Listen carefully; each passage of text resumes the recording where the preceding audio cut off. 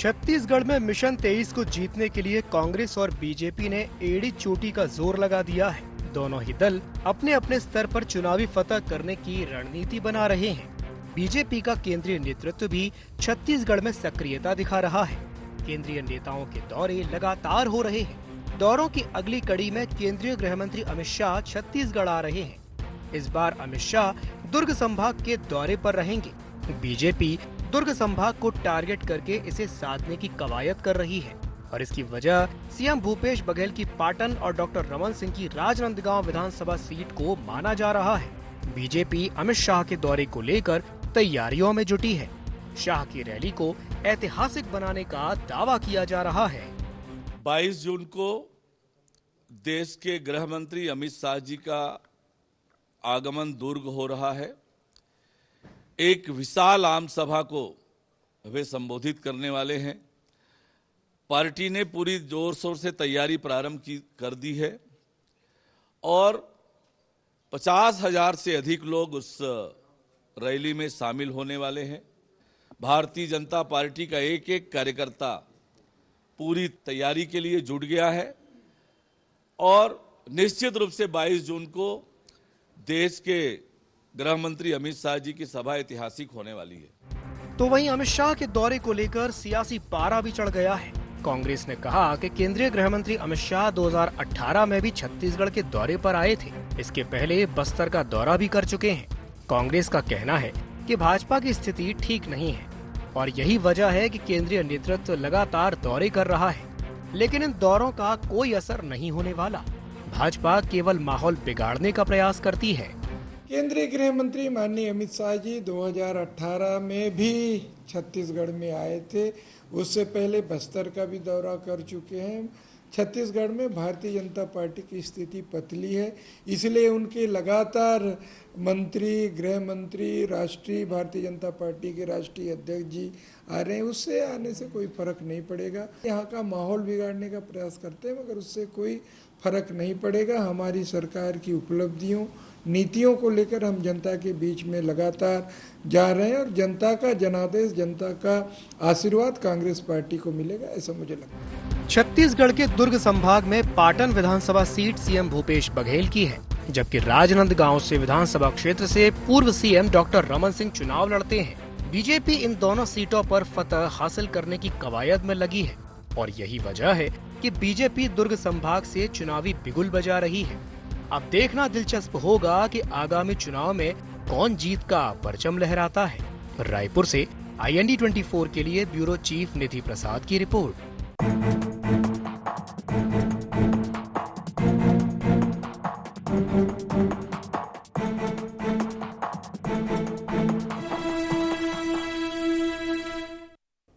नमस्कार, जय जोहार गुहार। छत्तीसगढ़ में आप सभी का स्वागत है। मैं हूं आपके साथ दिव्यांशु जोशी। तो छत्तीसगढ़ की फिजा चुनावी हो गई है। सत्ता पक्ष और विपक्ष दोनों ही मिशन 2023 को फतह करने की जद्दोजहद में जुटे हैं।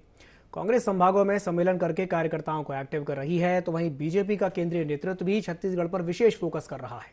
इसके तहत बीजेपी दुर्ग संभाग को टारगेट कर रही है।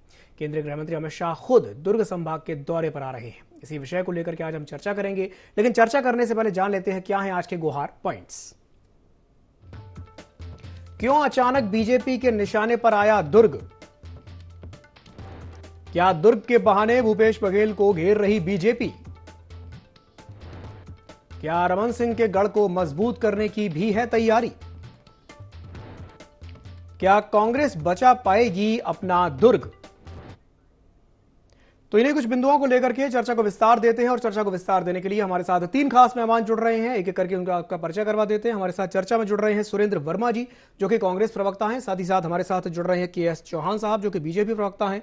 और हमारे साथ जुड़ रहे हैं अनिरुद्ध दुबे जी, जो कि वरिष्ठ पत्रकार हैं। आप तीनों ही मेहमानों का बहुत बहुत स्वागत है IND 24 में। सबसे पहले मैं शुरुआत करना चाहूंगा अनिरुद्ध दुबे जी से। अनिरुद्ध जी, ये अचानक से दुर्ग जो है ये बीजेपी के निशाने पर कैसे आ गया, बताइए। देखिए, दुर्ग अगर कहीं निशाने पे है बीजेपी के तो उनकी राजनीतिक बुद्धिहीनता का परिचय है और बहुत एक विपक्ष के रूप में बहुत अच्छा काम कर रही है। देखिए, बात दुर्ग डिवीजन की हो रही है, दुर्ग संभाग की हो रही है जी। ये वो दुर्ग संभाग है कि जहां पे पाटन विधानसभा क्षेत्र आता है। ये वो पाटन विधानसभा क्षेत्र है कि जहां से मुख्यमंत्री भूपेश बघेल जी जीतते आए रहे हैं, उनका गढ़ है। ये वो दुर्ग जो है डिवीजन है जहां से भूपेश बघेल जी के अलावा 4 मंत्री निकल कर आए, यानी छत्तीसगढ़ सरकार के 5 मंत्री जो हैं दुर्ग संभाग से हैं। मुख्यमंत्री भूपेश बघेल जी, कृषि मंत्री रविंद्र चौबे जी, गृह मंत्री ताम्रध्वज साहू जी, महिला बाल विकास मंत्री अनिला भेड़िया जी और लोक स्वास्थ्य यांत्रिकी मंत्री रुद्र गुरु जी। लेकिन मैं एक चीज कहना चाहूंगा, मतलब क्या है कि देखिए, दुर्ग के किले को साधने की कोशिश जो कर रहे हैं अमित शाह जी, वहां तक तो बात ठीक है, लेकिन इसको जो डॉक्टर रमन सिंह जी से कनेक्ट कर रहे हैं कि उनके गढ़ में उनकी तरफ नजर है, तो देखिए मैं इससे सहमत नहीं हूं जी। दुर्ग का स्वभाव और राजनांदगांव जहां पे रमन सिंह जी जीत कर आते हैं, वो उसका स्वभाव दोनों का बहुत अलग है। एक मुझे तो पता नहीं क्यों एक अदृश्य लक्ष्मण रेखा तो नहीं कह सकते, एक रेखा नजर आती है।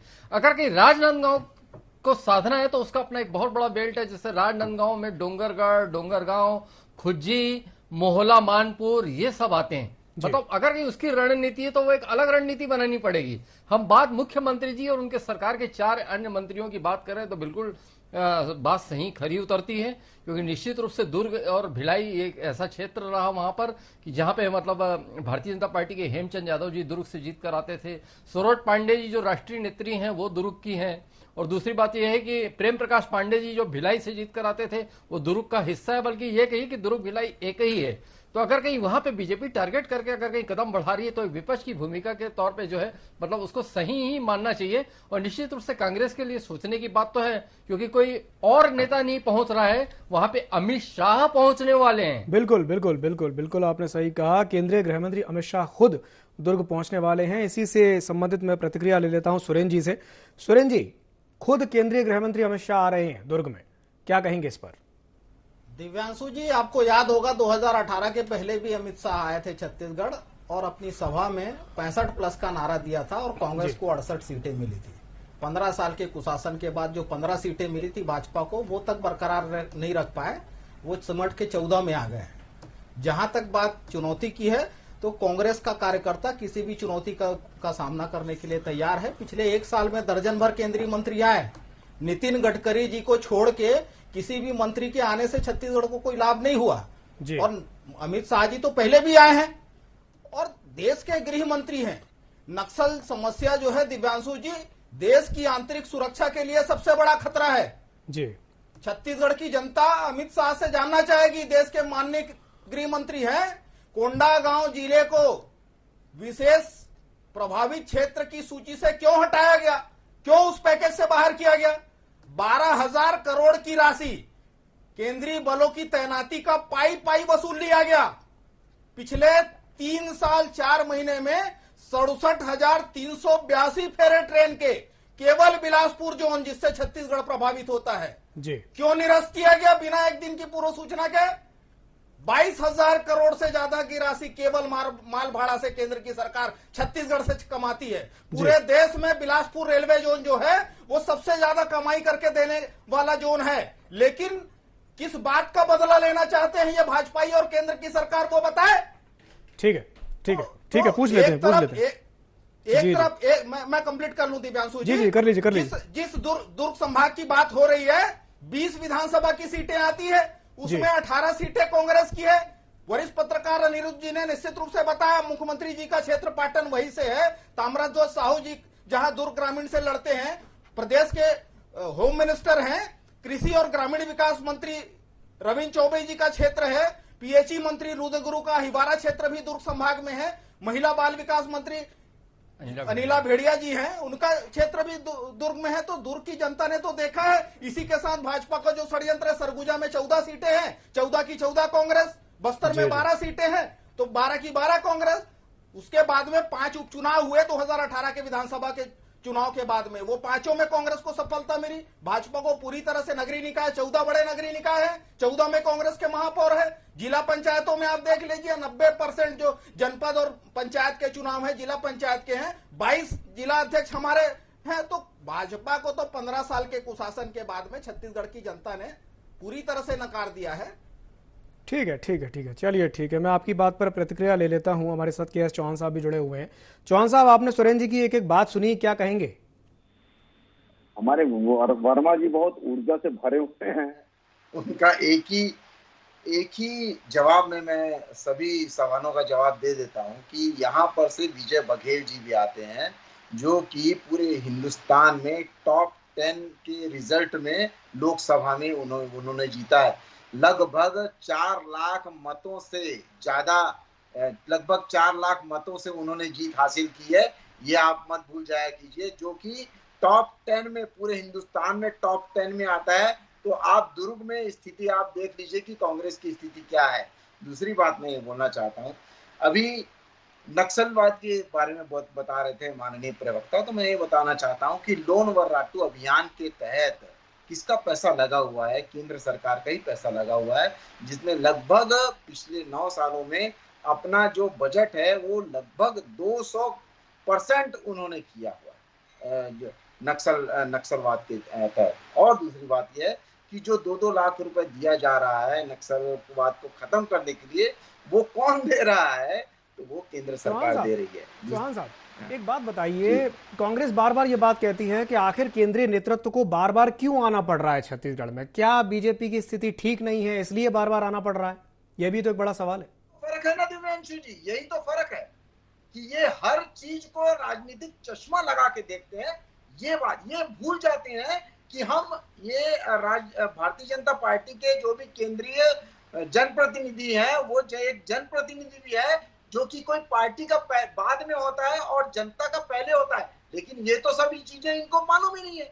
ये तो अपना परिवार का, अपने सत्ता के लिए, अपने दल के लिए आते हैं, लेकिन ये भूल जाते हैं कि जब कोई दूसरा नेता भी आता है तो उसका जो ध्यान है वो देश की हर जनता के लिए। और दूसरी बात, जैसे माननीय वरिष्ठ पत्रकार जी बोल रहे थे कि दुर्ग में आ रहे हैं, तो मैं ये एक बात बता दूं कि वो टोटल 51 सभाएं लेंगे पूरे भारत में, सभी लोग मिलके, सभी जनप्रतिनिधि या सभी बड़े नेता जो हैं वो 51 सभाएं लेंगे, जिसमें से सिर्फ और सिर्फ 3 सभाएं जो हैं वो छत्तीसगढ़ में है। तो ये अपने को भूल जाना चाहिए कि चुनावी वर्ष है, इस वजह से आ रहे हैं। और दूसरी बात ये है कि जो पिछली बार अमित शाह जी आए थे तो NIA और CRPF का उन्होंने भवन का फीता काटा था, जो कि भारतीय जनता पार्टी केंद्र सरकार ने उसका पैसा दिया था और उन्होंने बनाया था। आप ऐसा काम बताइए 4.5 साल में जिसका आपने शिलान्यास किया हो और जिसका चलिए ठीक है, मैं आपकी इस बात पर रिएक्शन ले लेता हूँ। ठीक है, ठीक है जी जी दिव्यांशु जी, एक मतलब मेरे को अपने काम भी गिनाने हैं, जो कि 9 साल के महत्वपूर्ण 9 काम है, वो मेरे को समय दीजिए आप मेरे को गिनवाने का। मैं अगले राउंड में देता हूं आपको। मैं आपकी बात पर पहले रिएक्शन ले लूं, फिर मैं आपके पास आऊंगा। जी सुरेंद्र जी, आप कुछ कहना चाह रहे थे? दिव्यांशु जी, इन भाजपाइयों को इतनी भी समझ नहीं है कि गृह जो है विशुद्ध रूप से राज्य सूची का विषय है। जिस लोन वर्राटू अभियान की ये बात कर रहे हैं, जिला स्तर पर नीतियां बनाई गई है। ये DRG दंतेवाड़ा की नीति है। ये लगातार इसी प्रकार से झूठ बोलते हैं। दुर्गा और दंतेश्वरी हमारी महिला फाइटर जो नियुक्त किए गए हैं वो भी DRG में भर्ती हुई है। चौहान साहब, मैं आ रहा हूँ आपके पास, मैं आ रहा हूँ आपके पास। लोन वर्राटू जो है वो केंद्र की योजना है। किस बेशर्मी से झूठ बोलते हैं? पैसा कहां से आ रहा है? इसका देखिए, इनके मानसिक दिव्यांशु जी, पैसा कहां से आ रहा है? ये DRG की योजना को ये केंद्र की योजना बनाते हैं। मिल रहा है, जिस प्रकार से इनके फर्जीवाड़े का पैसा लगाया है और केंद्र देखा है 2018 के चुनाव के पहले 56 लाख कार्यकर्ता होने का दावा किए थे। देख ले निर्वाचन के पोर्टल पर 47 लाख वोट मिला था। उनके परिजन तो छोड़ दीजिए दिव्यांशु जी, इनको इनके कार्यकर्ता 9 लाख कार्यकर्ताओं का ही वोट नहीं मिला था। तो भाजपा के फर्जीवाड़े से ये इनके 2003 का घोषणा पत्र, 2008 का घोषणा पत्र, 13 का घोषणा पत्र, ये मोदी सरकार का घोषणा पत्र, ये सारे जुमले हो जाते हैं। हम तो हमारे कार्यकर्ता भूपेश सरकार की योजनाओं पे वोट मांगने जाएंगे। हम तो तुलना करने वाले हैं 15 साल के कुशासन में कितनी वादा खिलाफी हुई और पिछले 4.5 साल में कौन कौन से काम हुए। ये टाइम बाउंड वादे से ही ठीक है 31 वादे पूरे हुए। सुरेंद्र जी मुझे बड़ा अच्छा लगा। सुरेंद्र जी, मुझे बात बड़ी अच्छी लगी कि आप पूरी तैयारी के साथ आए हैं, घोषणा पत्र भी साथ में आपने लेकर के रखे हुए हैं। चौहान साहब से एक मैं सवाल कर लेता हूं। चौहान साहब, बाकी चलिए ठीक है, सारी बातें एक तरफ है। काम हुआ नहीं हुआ या जो भी हुआ, अगर पिछला ट्रैक रिकॉर्ड अगर हम देखें 2018 की अगर बात करें, तब भी केंद्रीय गृह मंत्री अमित शाह आए थे, 68 सीटों की उन्होंने बात कही थी, 65 सीटों की बात कही थी, लेकिन 68 सीटें कांग्रेस ले गई। कुछ कहेंगे इस पर? देखिए दिव्यांशु जी, बहुत अच्छा सवाल है जी, जो कि मैं एक बात बताना चाहता हूं कि 2018 में कांग्रेसी विचारधारा को वोट नहीं दी थी जनता ने, या गांधी परिवार को देख के वोट नहीं दी थी, या कांग्रेस को देख के वोट नहीं दी थी। ये इनको फिर क्या देख के वोट दिया गया था? मैं बता रहा हूं, ये मेरा कथन नहीं है, ये इनके मंत्री टीएस सिंहदेव जी का कथन है कि 50% जो लोगों ने वोट दिया था वो दिया था मैनिफेस्टो को देख के, जो कि मैनिफेस्टो इनका पूरा घोषणा पत्र जो है बात कर लीजिए, नहीं हुआ। दूसरा, इसी के कारण सुरेंद्र जी आ रहा हूं, आपके पास भी आ रहा हूं। इसी के कारण आपके मंत्री ने इस्तीफा दिया। आप में एक बात बताइए कि जब आप घोषणा पत्र लेके आप बैठे हुए हैं, तो क्या आपके शीर्ष नेता आपके राहुल गांधी जी को इतना तो पता होगा कि घोषणा पत्र में क्या हुआ है क्या नहीं हुआ है? तो उन्होंने संसद में उन्होंने घोषणा पत्र दिखा के ऐसा क्यों नहीं बोला कि ये घोषणा पत्र है, ये काम हुआ है नहीं हुआ है? ये उन्होंने क्यों नहीं बोला? उन्होंने तो सिर्फ अडानी जी की बात बोली, घोषणा पत्र की तो बात ही नहीं बोली। तो आप ज्यादा अक्लमंद है या आपके राहुल गांधी जी ज्यादा अक्लमंद है? दूसरी बात मैं ये बोलना चाहता हूं कि घोषणा पत्र, और एक और बात थी, बहुत ज्यादा महत्वपूर्ण बात थी दिव्यांशु जी, जिसको देख के जनता, भोली भाली जो जनता थी वो इनके छलावे में आ गई। इन्होंने 4 चेहरे सामने किए, 2 क्षेत्र को साधने के लिए और 2 समाज को साधने के लिए कि ये मुख्यमंत्री रहेगा, ये मुख्यमंत्री रहेगा। इस वजह से 4 चेहरे किए। उसके बाद भी, जीतने के बाद भी इनके 4 मुख्यमंत्री के दावेदारों की आपसी लड़ाई होती रही। एक को बेचारे को तवज्जो नहीं दिया जा रहा, राज्यसभा की टिकट नहीं दी गई, एक को गृह मंत्रालय में बिना उसके पूछे वहां पर ट्रांसफर कर दिया जाता है, और एक अभी 2.5 साल जी दूंगा लड़ाई लड़ रहा है, जो कि 2.5 महीने की लड़ाई हो गई है। और इनका ही कथन है, टीएस सिंहदेव जी का ही कथन है, जिसके घोषणा पत्र के पूरा नहीं हुआ है। इस वजह से उन्होंने अपना इस्तीफा दिया और उन्होंने बोला कि 50% लोगों ने ये घोषणा पत्र देख के वोट दिया है, 25% ही भारतीय जनता पार्टी की एक्टिव कैपेसिटी थी। चलिए ठीक है। सुरेंद्र जी क्या कहेंगे उनकी बात पर? दिव्यांशु जी, जिनके खुद के वादे जुमले घोषित हो जाते हैं वो घोषणा पत्र पर बात करते हैं। मैं तो एक बिंदु पर 36 वादे थे, जिसको टाइम बाउंड वादों सहित 31 वादे 4 साल के भीतर पूरे हुए हैं, और बाकी वादे भी कांग्रेस का कमिटमेंट है। पहला वादा कर्ज माफी था, हुआ कि नहीं? 10 दिन का समय था, 2 घंटे नहीं लगे। पहला निर्णय भूपेश सरकार ने यदि लिया है कर्ज माफी का, उसके साथ साथ सिंचाई कर भी हमने माफ किया। बिजली बिल आधा का लाभ मिल रहा है कि नहीं? छोटे वो कहते हैं शराबबंदी भी आपने, शराबबंदी का भी आपने वादा किया था, लेकिन वो पूरा नहीं किया। शराबबंदी को लेकर के बार बोलते हैं। यही भाजपा का पाखंड है। शराबबंदी की दिशा में सरकार जो है पहले दिन से ही आगे बढ़ चुकी है। 153 दुकान बंद किए हैं क्रमिक रूप से, पहले साल 53, फिर 50, और उसके बाद अंग्रेजी और देसी दोनों के शराब के खपत में 16 में याद कीजिए रमन सरकार में गोवा को पीछे छोड़ के प्रति व्यक्ति शराब के खपत में छत्तीसगढ़ नंबर 1 था। गली गली का बार खोलने वाले, सूखे नशे की लत में लगाने वाले, छत्तीसगढ़ को शराब में डुबोने वाले किस मुंह से बात करते हैं? चलिए ठीक है। और जिस प्रकार से मूल बात दिव्यांशु जी आ रहा हूँ आपके पास भी आ रहा हूँ।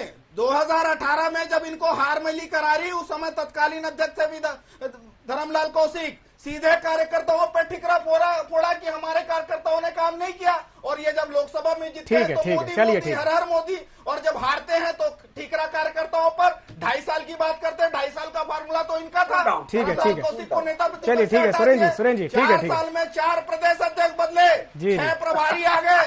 बड़ा अच्छा सवाल आपने पूछा है, 4 साल में 4 प्रदेश अध्यक्ष बदल दिए। चौहान साहब जल्दी से अपनी बात पूरी कीजिए, बोलिए। जी मैं ये बोलना चाहता हूँ दिव्यांशु जी, इन्होंने बोला कि दुकानें बंद की, तो मैं ये बता देना चाहता हूं और अपने दर्शकों को बता देना चाहता हूं कि आप छत्तीसगढ़ की साइड में जाइए, आबकारी छत्तीसगढ़ साइड में जाइए और वहां पर देखिए कि 2018 में कितनी दुकानें थी और आज कितनी दुकानें हैं। 120 दुकानें बढ़ चुकी हैं। एक एक करके अपनी बात सुरेंद्र जी उनकी बात तो सुन लीजिए। लोकप्रिय चैनल में बैठ के ये झूठ बोल रहे हैं और झूठ कौन बोल रहा है, देख रही है जनता। दिक्कत यही होती है कि आप बोलते हैं कि वो झूठ बोल रहे हैं, वो बोल रहे हैं कि आप झूठ बोल रहे हैं। सरकार में रहा अरे है, झूठ भी साहब को छोड़ के चलिए ठीक है ठीक है ठीक है ठीक है आते हैं आदिवासी परिवार को। ठीक है, मैं अनिरुद्ध जी से एक सवाल कर लेता हूँ। अनिरुद्ध जी,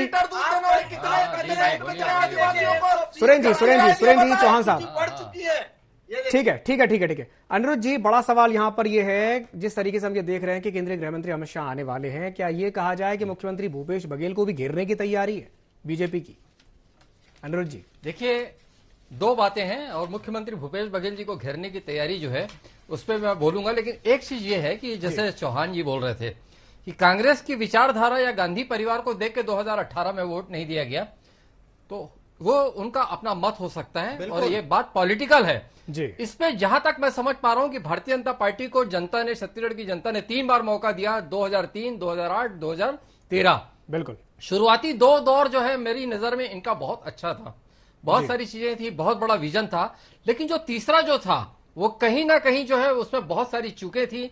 बाद में तो ये लगने लग गया था कि जो है सरकार जो है नेता नहीं चला रहे हैं, अफसर चला रहे हैं, और कार्यकर्ताओं में भी तकलीफ थी और दर्द था। और जहां तक कि तीसरे का समय का जो चुनाव था तो मैक्सिमम कार्यकर्ता घर बैठ गए थे और एंटी इनकम्बेंसी, लोगों के काम नहीं होते थे, तो ये सब चीजें थी, ये एक बड़ा कारण था। और आपका सरकार है, आपका जो सवाल है कि भूपेश बघेल जी को घेरने की कोशिश, तो निश्चित रूप से देखिए क्या है कि आज जो भी कहें, राष्ट्रीय क्षितिज में जो है एक मुख्यमंत्री के रूप में भूपेश बघेल जी का चेहरा बड़ा हो गया है, आकार बड़ा हो गया है। अगर कि भारतीय जनता पार्टी लक्ष्य साधने के लिए अगर कहीं घेरने की कोशिश करती है, सवाल छत्तीसगढ़ का ही नहीं है, किसी भी स्टेट में चुनाव हो तो टारगेट तो वहां का मुख्यमंत्री होता ही है। किसी भी बड़ी पार्टी, फिर देश की सबसे बड़ी पार्टी है भारतीय जनता पार्टी, निश्चित रूप से उनकी व्यूह रचना अच्छी होती है, उनका अपना संगठन मजबूत होता है, उनकी अपनी तैयारियां बहुत अच्छी होती है। तो अगर कहीं वो सब चीजों को टारगेट करते हुए अगर कहीं दुर्ग डिवीजन की तरफ उनका रुख है, तो निश्चित रूप से एक विपक्ष के रूप में उनकी एक अच्छी तैयारी मानी जा सकती है। लेकिन इसका क्या असर होगा, ये तो क्या है कि भविष्य के गर्भ में छिपा हुआ है और आने वाले समय में पता चल पाएगा कि वहां पे जो अमित शाह जी का जो दौरा दुर्ग डिवीजन का कितना असर डाल पाया। बिल्कुल सही कहा आपने, और ये काफी देखने वाली बात होगी कि केंद्रीय गृह मंत्री अमित शाह का ये जो दौरा है ये कितना असर डाल पाएगा। चलिए, समय की बाध्यता के चलते मैं इस चर्चा को यहीं समाप्त करना चाहूंगा। बहुत बहुत धन्यवाद आप तीनों मेहमानों का हमारे साथ जुड़ने के लिए, चर्चा में शामिल होने के लिए। तो बीजेपी दुर्ग से चुनावी बिगुल फूंकने जा रही है। केंद्रीय गृह मंत्री अमित शाह बहुत जल्द दुर्ग खुद आएंगे और चुनावी शंखनाद की शुरुआत करेंगे। अब यह देखने वाली बात होगी कि उनके इस दौरे से कितना असर विधानसभा चुनाव पर पड़ेगा। गुहार छत्तीसगढ़ में फिलहाल के लिए इतना ही। मुझे दीजिए इजाजत और आप बने रहिए ID24 के साथ। नमस्कार।